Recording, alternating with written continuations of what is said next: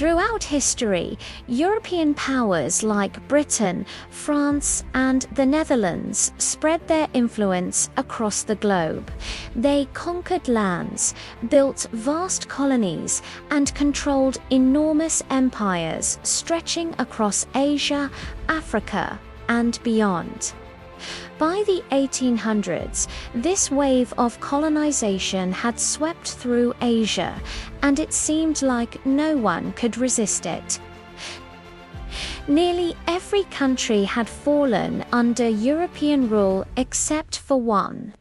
That country was Thailand, known back then as the Kingdom of Siam. Think about its location for a second. Siam was completely surrounded. It had British colonies in Burma and Malaysia to its west and south, French colonies in Laos and Cambodia to its east, and the Dutch East Indies just below. On a map, Siam looked like the next domino to fall, an easy target for empires hungry for more territory. Yet, somehow, against all odds, it remained free. So, how did Thailand pull off the impossible?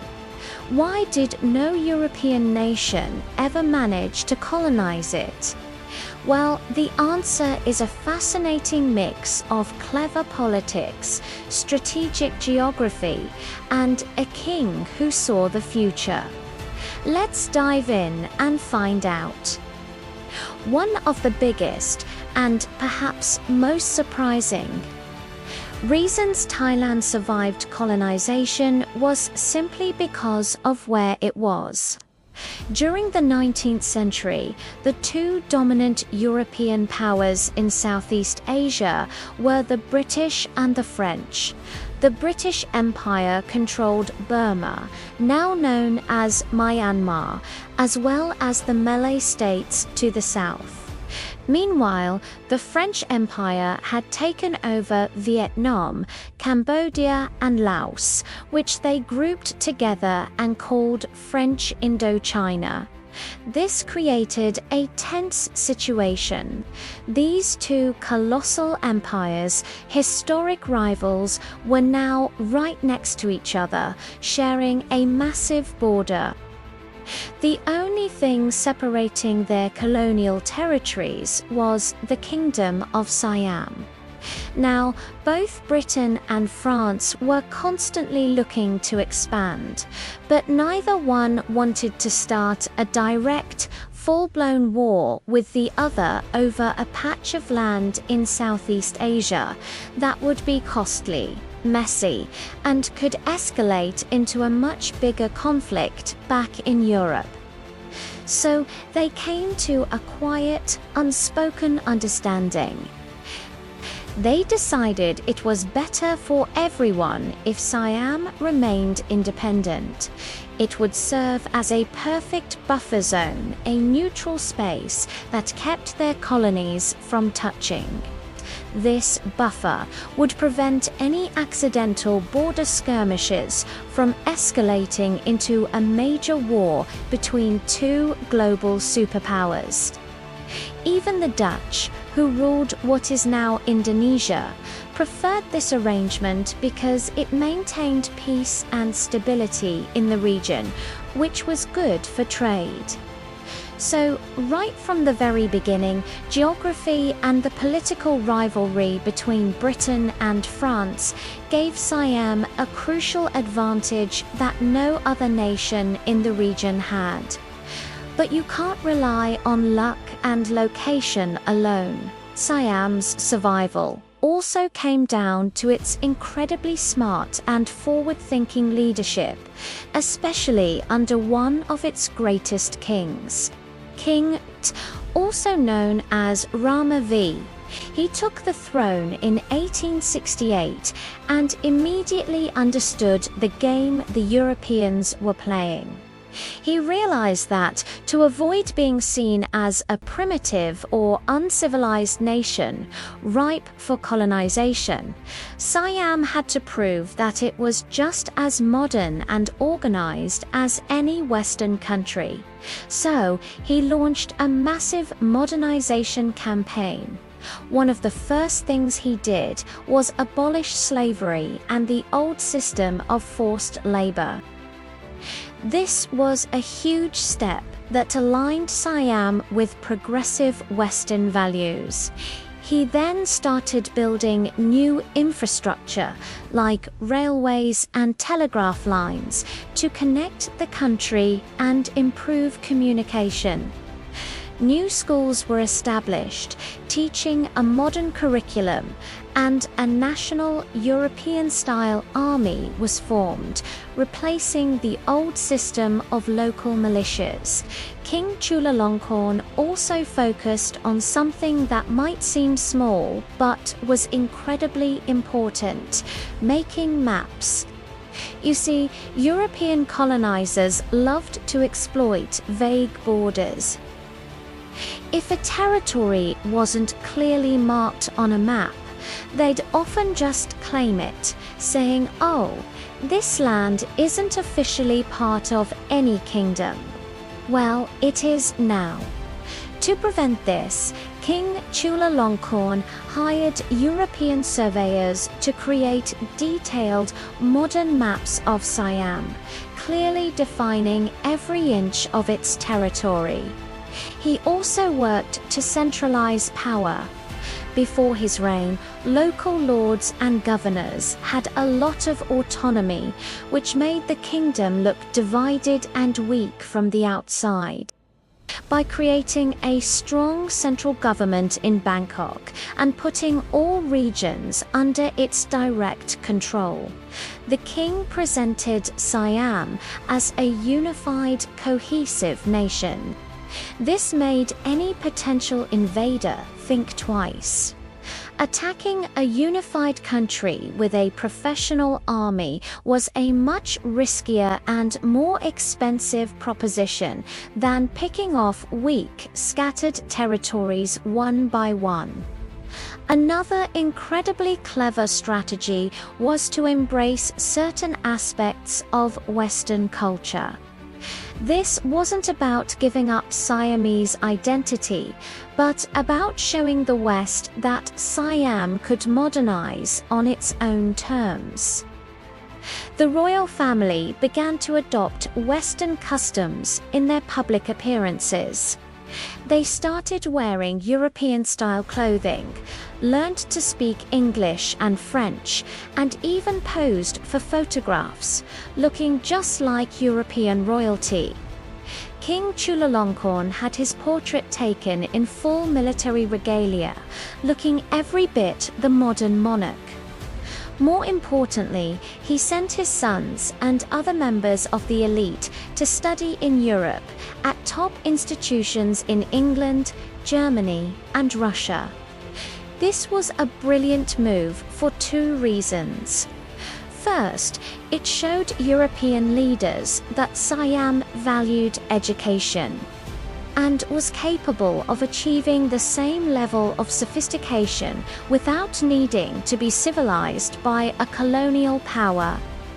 Second, when these princes returned, they brought back knowledge, connections, and a deep understanding of how the West worked, which was invaluable for diplomacy.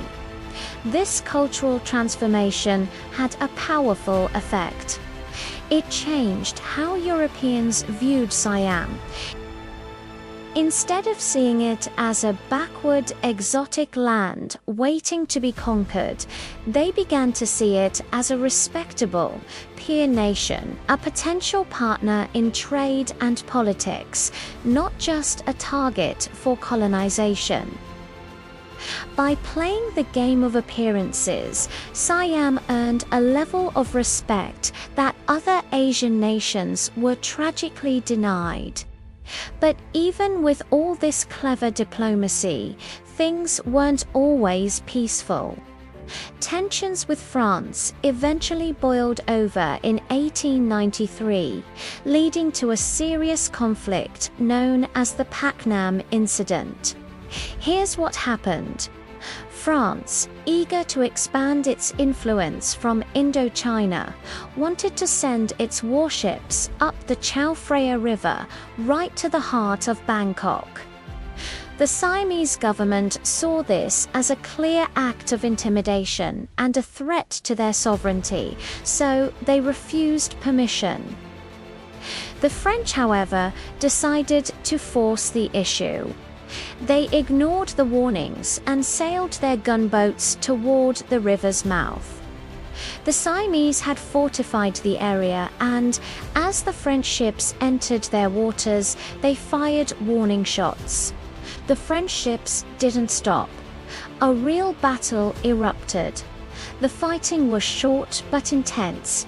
Despite a brave defense, the more powerful French ships managed to break through the Siamese lines and anchor within sight of the Grand Palace in Bangkok. This was a huge show of force. To pressure Siam even further, France established a naval blockade, cutting off Bangkok from all sea trade. This was a disaster, not just for Siam, but also for Britain, which had significant trading interests there. Worried about their own economic losses and the growing power of France, the British stepped in to mediate. In the end, Siam had to make painful concessions. It was forced to give up a large chunk of territory on the east bank of the Mekong River, which became part of French Laos. It also had to pay a hefty sum in reparations. It was a humiliating moment, but it could have been much worse. By giving up some land, Siam managed to preserve its core territory and, most importantly, its independence. It was a costly lesson, but it showed that even when faced with military defeat, Siam could navigate the crisis and survive something no other nation in Southeast Asia could say at the time. After the wake-up call of the Paknam Incident, Siam doubled down on its reforms.